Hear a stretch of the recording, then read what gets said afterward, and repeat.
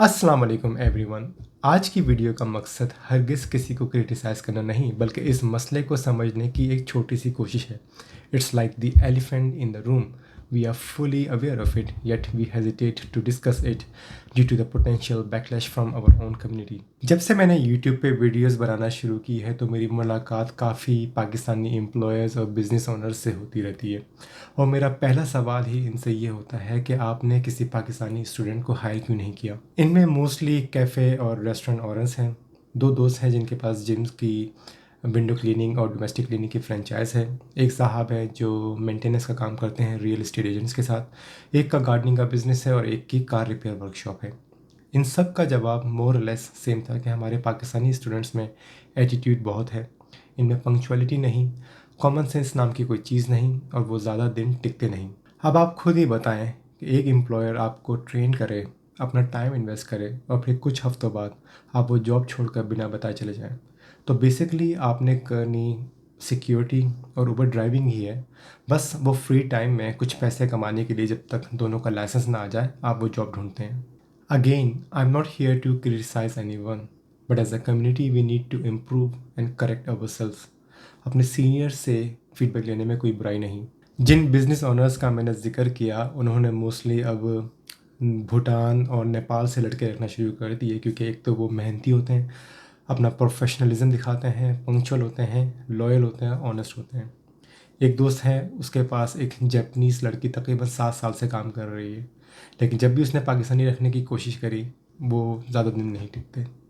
आप फेसबुक का कोई लोकल ग्रुप या पेज उठा के देख लें और वहाँ अगर आप पोस्ट करें कि आपको डोमेस्टिक क्लीनर की ज़रूरत है तो आप देखें कितनी ऐसी फीमेल इंडियन स्टूडेंट्स हैं जो आपको रिस्पॉन्ड करेगी, और पे रेट भी अच्छा होता है $25 to $30 पर आवर क्लीनिंग की। लेकिन मजाल है आज तक किसी पाकिस्तानी फ़ीमेल स्टूडेंट ने उस क्लीनिंग जॉब के लिए अप्लाई किया। तो मैं यहाँ ये अच्छा गुमान करूँगा कि माशाल्लाह से उनको उनके मतलब की जॉब ऑलरेडी मिली हुई है और उन्हें किसी क्लीनिंग जॉब की ज़रूरत नहीं। चलें अब बात करते हैं स्टूडेंट के पर्सपेक्टिव से। तो सबसे पहले मैं अपनी खुद की एग्जांपल दूंगा।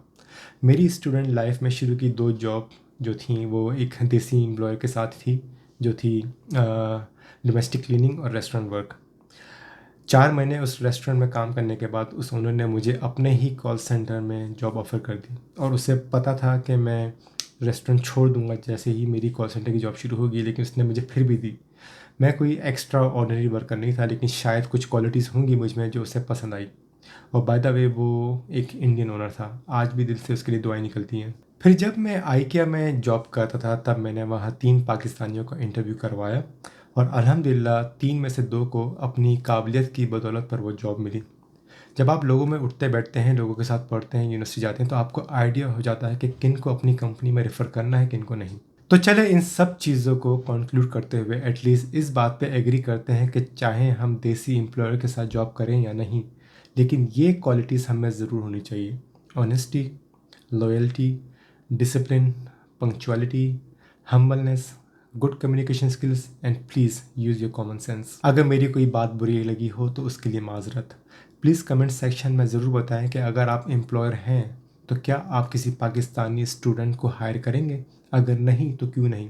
और वो स्टूडेंट्स भी कमेंट करें जो किसी देसी एम्प्लॉयर के पास जॉब कर रहे हैं या कर चुके हैं, और हमें बताएं कि आप क्या एक्सपेक्ट करते हैं एक देसी एम्प्लॉयर से।